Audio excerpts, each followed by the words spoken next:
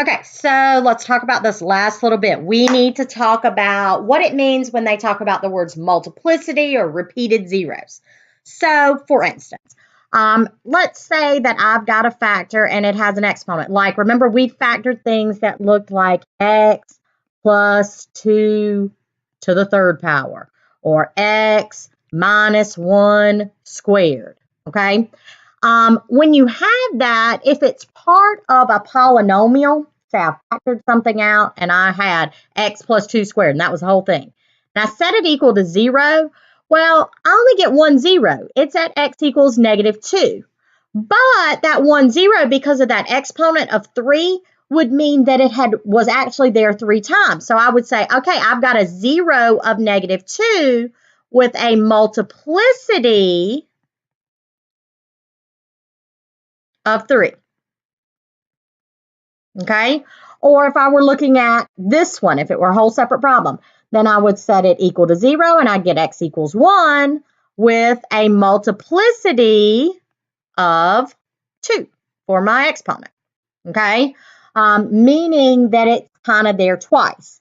Well, that kind of thing is important. So let me clear this off so I can actually draw something.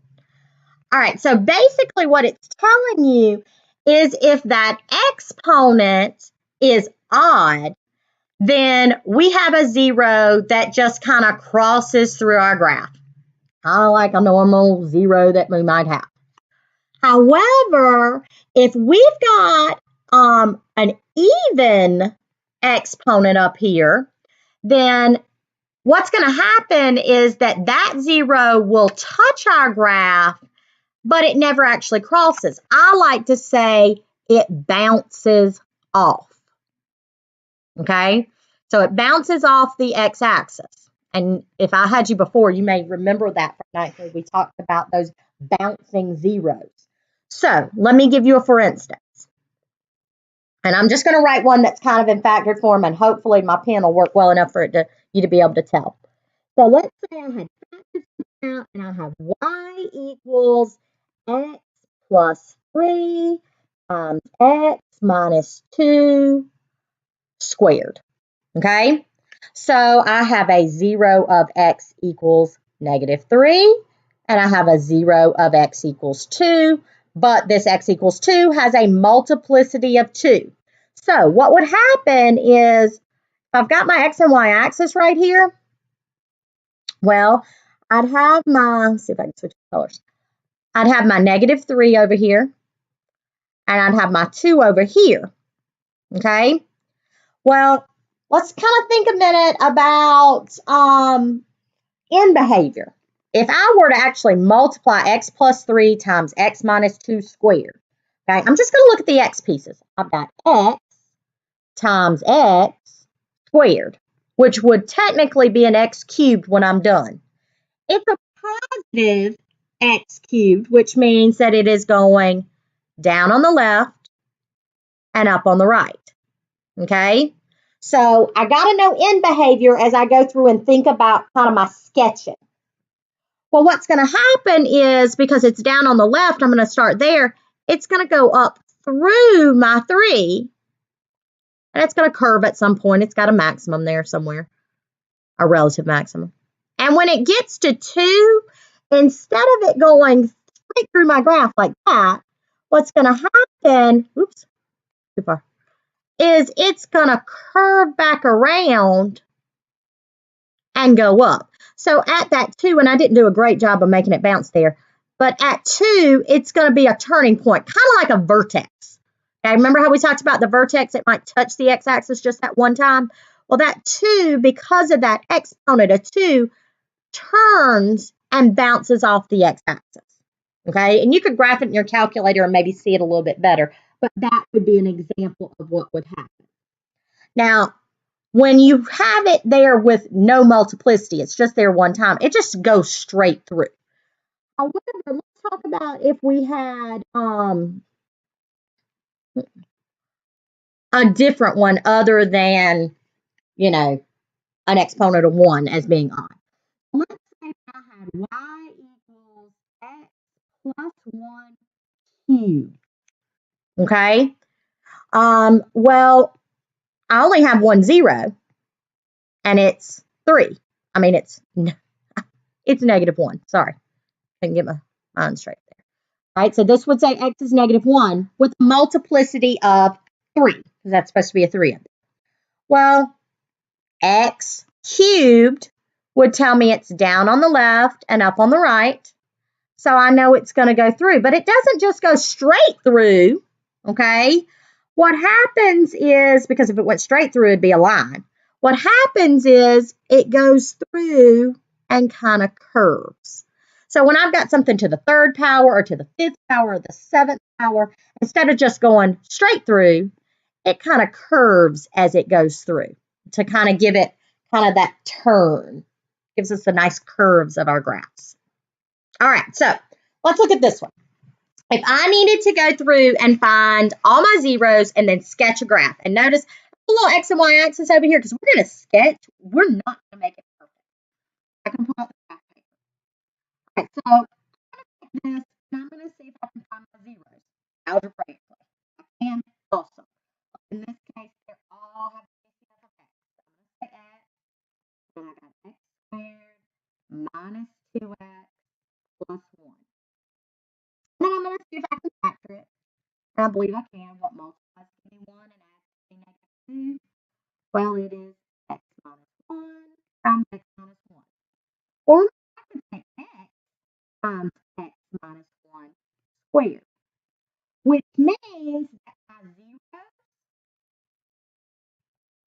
are 0, and then x minus 1 equals 0 would be x equals 1. That 1 has multiplicity. So I'm going to say it has multiplicity of 2. Okay?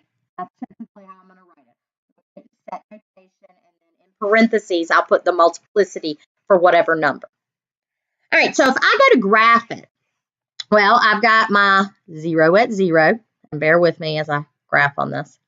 And then I've got a 0 at 1, okay? Now, obviously, I know right here in the origin is 0, but right over here, I'm going to actually put a 1 to let everybody know that it's 1.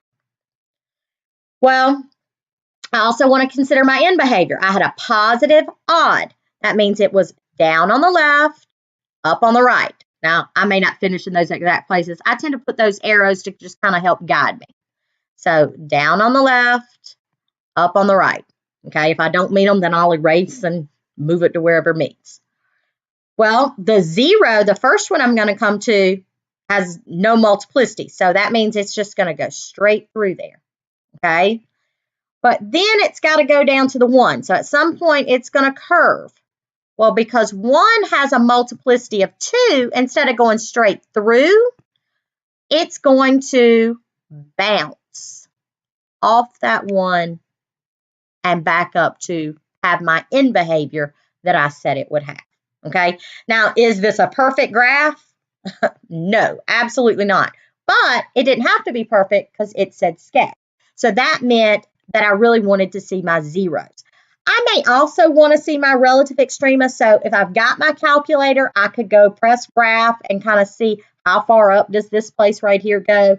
But for right now, I'm really just looking to see, do you know what the zeros are doing? All right, so let's look at number 8 here. Number 8 says, okay, so we got these polynomials, and I'm telling you that the zeros are 2, -4, and 5, but you tell me what the equation was because I don't remember what it was. I know the zeros, but I don't know the equation. So remember we kind of talked about factors. We said, you know, if we've got something like, for instance, x minus 1 equals 0, that will mean x equals 1. Well, if I've got x equals 2, then that means I had a factor of x minus 2. I've got x equals -4, that means I had a factor of x plus 4. And if I've got x equals 5, then I had a factor of x minus 5. So y equals x minus 2 times x plus 4 times x minus 5. Then if I wanted to look at it in true standard form, I could multiply these. You can multiply in whatever order you want. I'm going to start with the x minus me x squared plus 4x minus 2x gives me plus 2x minus 8, spoiled it out, times my x minus 5. Well, I'm going to need to multiply again. I've got x squared times x, which is x cubed. X squared times negative 5, which is negative 5x squared. 2x times x is 2x squared. 2x times negative 5, which is negative 10x. Negative 8 times x, which is negative 8x. And negative 8 times negative 5, which is positive 40. And notice I've got some like terms, so I'm going to go ahead and combine those like terms, so then I have y equals x cubed minus 3x squared minus 18x plus 40. Okay, so I can see that nice standard form. So up here would have been factored form, but this is standard form of a polynomial. And it really just depends on what you want. Now, if I were going to sketch it, it's probably going to be a terrible sketch, but let's draw a quick x and y axis. Whoops. So I know that I had a point at 2. I had a point at 5. And then I had a point over here at negative 4. As long as I'm labeling them, they don't have to be perfect, remember? Now, I've already multiplied it out, so I can see it's a positive odd, which means down on the left, up on the right, okay? Nothing has multiplicity, so I'm just going to kind of go straight through them. So I'll go up through the 4. At some point, it's going to curve and go through the 2. At some point, it's going to curve again and go through the 5. And that would be a good sketch. Now, one thing that I can tell by going through and writing this out is that I have a y-intercept of 40. And I can tell right here, this would be a y-intercept. So since I know from my equation that 40, I might go ahead and put 40 right there to label my y-intercept as well. That just kind of, again, helps guide. Now, could I, for the relative maximum and the relative minimum, use my calculator to have an idea of where that is? Yes. But again, right now, I'm really focusing on, can you sketch the zeros? All right, so let's look at this one. And I may not go all the way through this one, but I want to have an idea of what you should do. So if I've got y equals, right, I've got a 0 of negative 1/2, 3, and 3. All right, well, that negative 1/2 would be x plus 1/2. And then the 3 would be x minus 3, another x minus 3. So I'm going to go ahead and say squared there. Hence multiplicity. But the thing I want you to take note of is right here, how many factors have we seen that were x plus a fraction? Well, none of them. What that means is that this 2 was divided here. We're going to take it a step back and say 2x plus 1. Because if I had divided by 2, it would have given me that negative 1/2 from my 0 up here. So anytime it's a fraction, make sure you move that in front of the x. So we've got 2x plus 1 times x minus 3 squared. Remember that we could go through and multiply that. We could say 2x plus 1 times x minus 3 times x minus 3. And we can FOIL and do all that good stuff, multiply it out. Okay? I'm running really long on my video, so I want to make sure that I get to the good stuff. When I graph this particular one, notice I have my 0 at 3 and then my 0 at negative 1/2.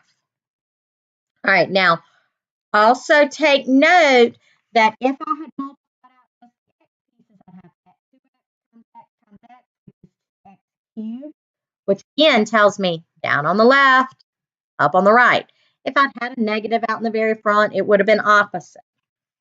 So I know that I'm going to go up through the half, and at some point I'm going to curve to come back to the 3. But because that 3 has multiplicity of 2, it's going to bounce off before it goes back up. Okay? And if I had multiplied this whole thing out, I would be also able to find my y-intercept and label it here, okay? And that y-intercept would have been 9. If I multiplied 1 times -3 times -3, I would have gotten 9 there. And if I multiply the rest of it, I could figure out what goes in the middle here. I just don't want to spend any more time here than you need to. So hopefully all of that made sense, and you would be able to go through and actually do these. So see if you can take your calculator and graph this one and use it to find your zeros, as well as be